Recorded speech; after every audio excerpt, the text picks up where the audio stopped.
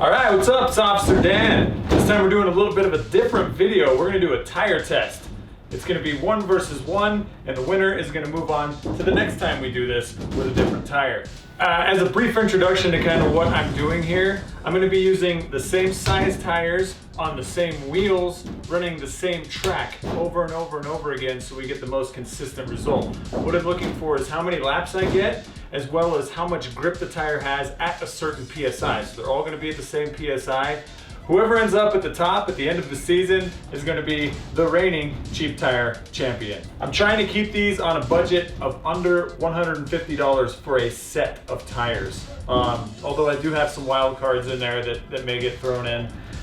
People want to send me tires. Hey. Both sizes are going to be 225, 40, 18. So these are perfect size tires for fitting on a stock Z wheel, which I got plenty of with the C times Z. So that's kind of the basis of the test. In this corner, we have Venezia, God, I don't even know how to say that properly. The Venezia Crusade HP, high performance. I don't know anything about these tires. These were the absolute cheapest ones that I found on eBay, and I got them for $118.95 shipped to my door. The hands down cheapest tires I've ever used. And I got them in 2 days. Can't beat that. In the right corner, we have everybody's favorite. I put up a little poll online to see kind of who had tires that they used and had good results with. And everybody seemed to like these. These are the Kenda KR20s, Kenda Kaiser KR20. These are their performance tire. So everybody loves these. So we'll see if old cheapy can beat old expensivey. These came in at $149.99. So these were right under my limit for what I would like to spend on a set of tires for a drift day. So hopefully these get a ton of laps. I'll also break these down at the end of the video, cost per lap. Since I'm doing the same track over and over and over again, it'll be very, very consistent on what these tires should be able to do, and I can get $1 per lap. And that's kind of cool, because I've never done that before. So, casual observation, the Kendas seem wider than the Venezias, but the Venezias are actually taller, so keep that in mind when you're buying these. I'll do some side-by-side measurements here for you guys in a second, but just be aware of that when you're actually trying to fit these to the car. Thank you, Win. The actual usable tread is about 8 3/4 inches on the Kendas, and the actual usable tread on the Venezias is 8.5. Right, we're looking at 25 inches on the Venezias and 24 3/4 on the Kendas. All right, so that's the introduction. Let's toss them on the car and do some laps. Ow, cramped up. Ah. Now, one thing to note about the laps that I'm going to be doing is they are back to back to back to back to back. Normally, you'd be waiting in line, the tires would have a chance to cool down a little bit, and you'd actually get more life out of these tires. This is about the most extreme torture test you could do, is doing back to back to back runs like this and getting the tires super, super hot, not giving them a chance to cool down. That also being said, Sandia is a pretty rough track on tires, so any amount of laps over the 2 or 3 that I normally get with the higher horsepower car is great with me. I'm also running this track both directions, so I'm going north and south. That way I can have even tire wear and not just wear the outside tire more than the other one. So here's the 2 different track layouts I'm doing, and then I'll speed it up and we'll count how many laps she did.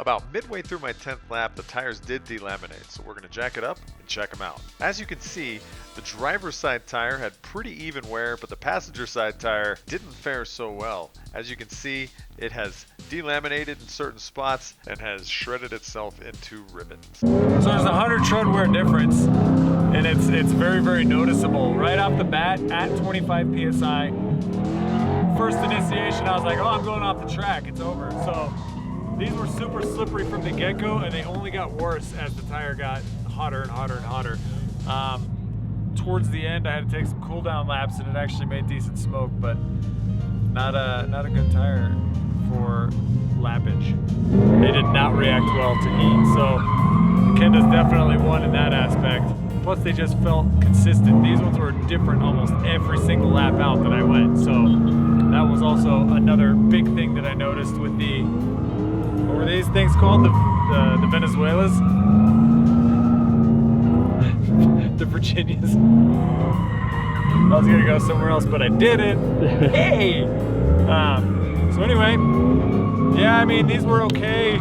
Wouldn't be a high recommendation for lappage. So you tried really hard, but I will not be purchasing you again. Now it's time to throw the Kendas on, set them to 25 PSI, and repeat this torture test.